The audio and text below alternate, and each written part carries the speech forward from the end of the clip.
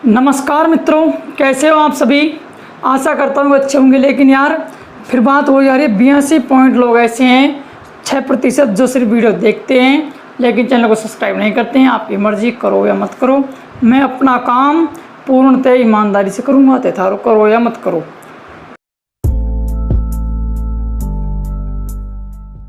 क्या पढ़ रहे थे? झील पढ़ रहे थे और आपको मेवाड़ की झीलें में पढ़ा चुका था। अब चलते हैं अजमेर के अंदर।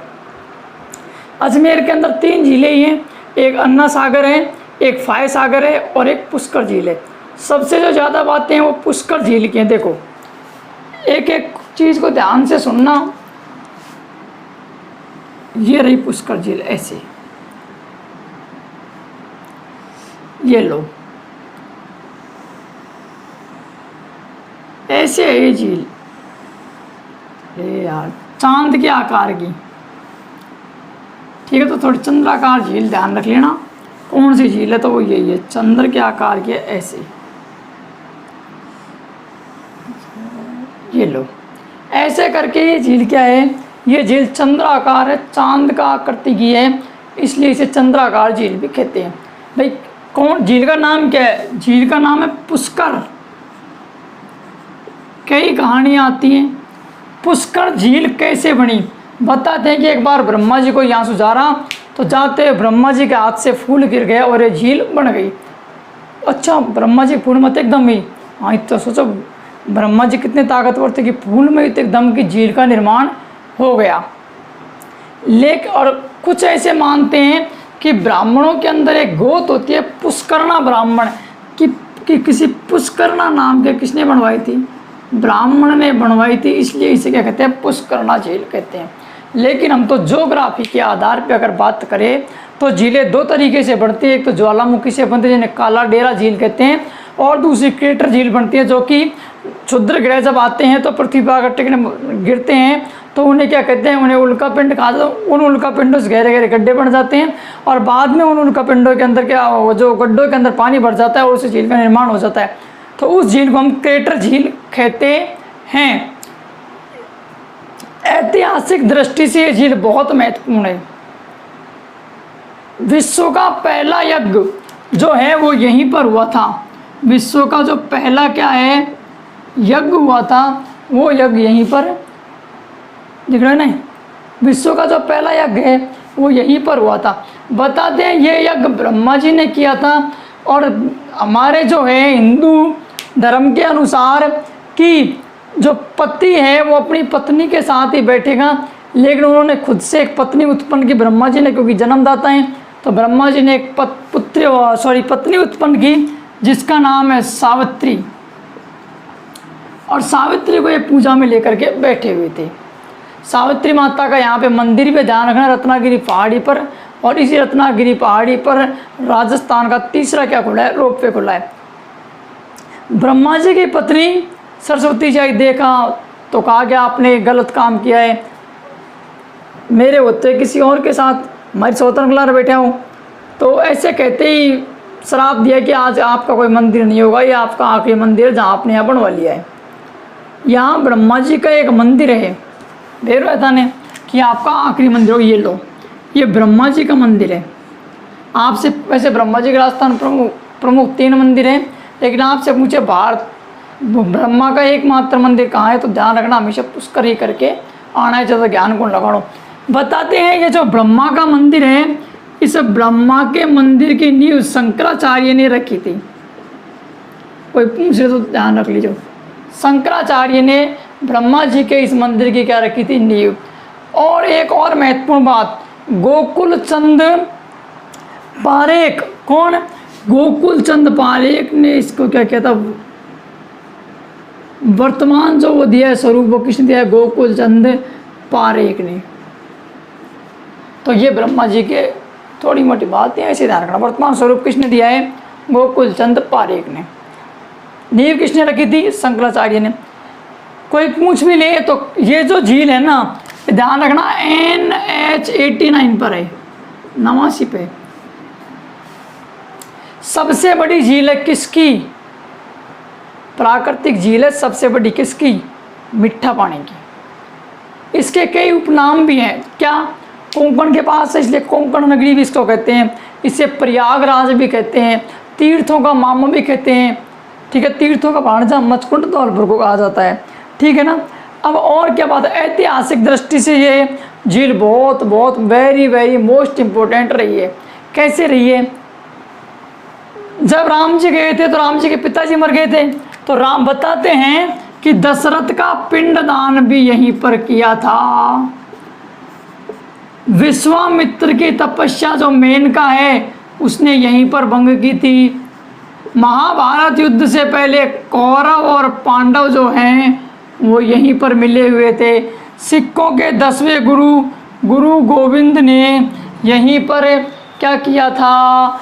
गुरु ग्रंथ का पाठ किया था। कहीं पर? यहीं पर। तो गुरु गोविंद ने यहाँ पर क्या किया था? गुरु ग्रंथ का पाठ किया था। सिखों के जो 10वें गुरु थे ना उन्होंने। और किस लिए महत्वपूर्ण है? कौरव पांडव मिले थे, दशरथ का क्या हुआ? पिंडदान हुआ था। यहाँ पर जो है एक मंदिर बनवाया था, वराह का मंदिर, अजमेर के शासक ने। तो वराह का मंदिर भी है यहीं पर। ये लो वराह का मंदिर है। यहाँ इतने मंदिर हैं, इतने मंदिर हैं, इतने मंदिर हैं कि उनकी कोई सीमा नहीं है। इसलिए इसे क्या कहा जाता है? मंदिरों की नगरी। क्या कहा जाता है? मंदिरों की नगरी कहा जाता है। इतने मंदिर है यहाँ पे। हमारे जो है और औरंगजेब ने इसे सबसे ज़्यादा नुकसान पहुँचाया था, ध्यान रख लेना। और जिस उस वरा मंदिर था, उस वरा मंदिर के बाद में क्या किया? मेवाड़ वालों ने उसका जीर्णोद्धार भी कराया, सेवा करवाया, उसमें से टूट फूट हो गई थी उसको सही करवाया। कालिदास ने मेघदूत शाकुंतलम जो उनके ग्रंथ हैं, जो उनकी रचनाएं हैं, वो बताते हैं कि कालिदास ने अपनी रचनाएं भी यहीं पर लिखी थी। तो बहुत ये क्या है? हर दृष्टि से महत्वपूर्ण है। धाम 4 होते हैं, चारों का आप जानते हैं। इसे 5वां धाम कहा जाता है। क्या कहा जाता है? 5वां धाम कहा जाता है। इसके अंदर क्या है? ऐसे करते करते करके इसमें 52 घाट हैं। ऐसे 1 घाट, 2 घाट, 3 घाट, 4 घाट, ऐसे करके इसके अंदर 52 घाट हैं। तो 52 घाट होने के कारण इसे क्या कहा जाता है? 52 घाटा झील भी कहा जाता है। अब क्या हुआ कि यहाँ पर स्त्री और पुरुष दोनों साथ साथ नहाते थे। तो अच्छी बात कौन, क्योंकि कोई छुट्टो सांड हो और छूट जाए तो मुश्किल है उसके ऊपर कंट्रोल करना। तो क्या किया? 1911 में यहाँ पर मिस मैरी आई थी। मैरी कौन? मैरी, मिस मैरी आई थी 1911 में। और उस मिस मैरी ने क्या किया? यहाँ पर जनाना घाट का निर्माण करवा दिया कि भाई साथ साथ नहीं नहाओगे। इसमें से एक घाट है जिस घाट में गांधी जी जब मृत्यु हुई थी तो उनकी अस्थियों का विसर्जन किया गया था, इसलिए उस घाट का नाम बदल करके कर दिया गांधी घाट। क्या कर दिया? गांधी घाट। रोपवे बता दिया। अब कुछ भी नहीं बताया, कुछ भी नहीं बचा है। क्या क्या पढ़ा? सर बहुत सरल है, मन तो याद होगी ला रही। ब्रह्मा जी का एकमात्र मंदिर, ब्रह्मा जी की पूजा क्यों नहीं होती? बताते हैं कि ब्रह्मा जी का एकमात्र मंदिर है, उनके ज़्यादा भगत भी आपको नहीं मिलेंगे। क्यों? क्योंकि उन्होंने अपनी एक पुत्री उत्पन्न कर ली थी और उसी के ऊपर चढ़ गए थे। बाद हम बोला था कि भाई मैं तो इसी शादी करूँगा।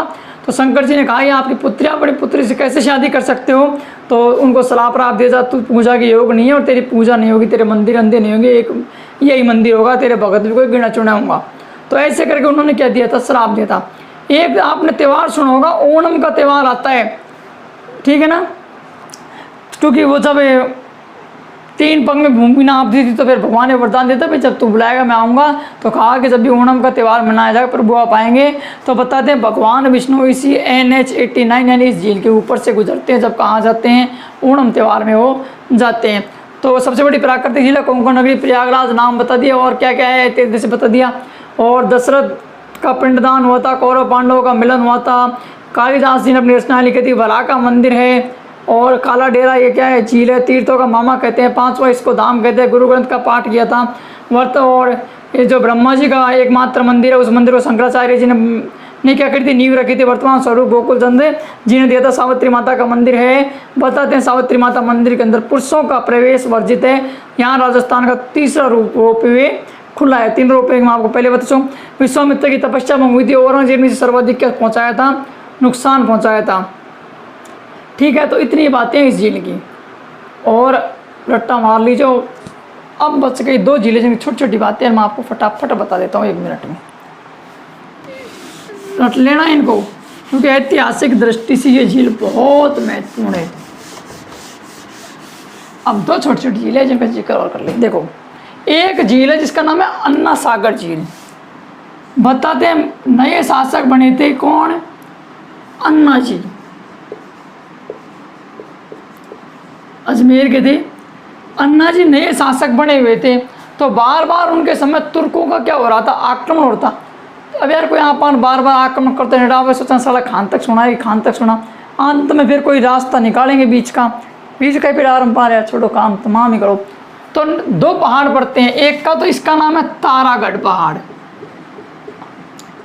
इधर है नाग पहाड़, नाग लपेटा खावे आदि आदि लात में। ये वही नाग पहाड़ जहाँ यहाँ से एक नदी आती थी चंद्रालोनी। तो क्या किया, तुर्कों को पकड़ा और भयंकर तरीके से तुर्कों को यहाँ काट दिया। काटते ही मांस फैल गए। मांस फैलते पता जलाया तो बदबू आना शुरू हो गई।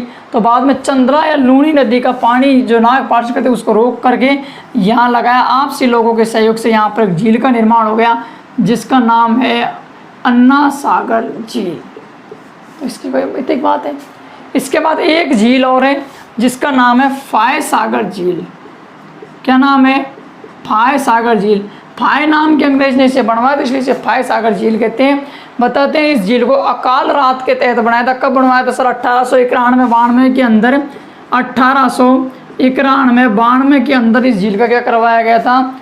इस झील को बनवाया गया था। उस समय सरकारी खजाने के अंदर 2,69,000 का इसमें क्या आया था? खर्चा आया था। 2,69,000 का क्या आया था? इसमें खर्चा आया था। और कोई पूछ ले तो ध्यान रखना कौन सी नदी पर? तो ये बांडी नदी पर है। वो लूनी पर है, ये बांडी नदी पर है। ये लो जी, आपकी ये झीलें हो गई आज कंप्लीट। ठीक है,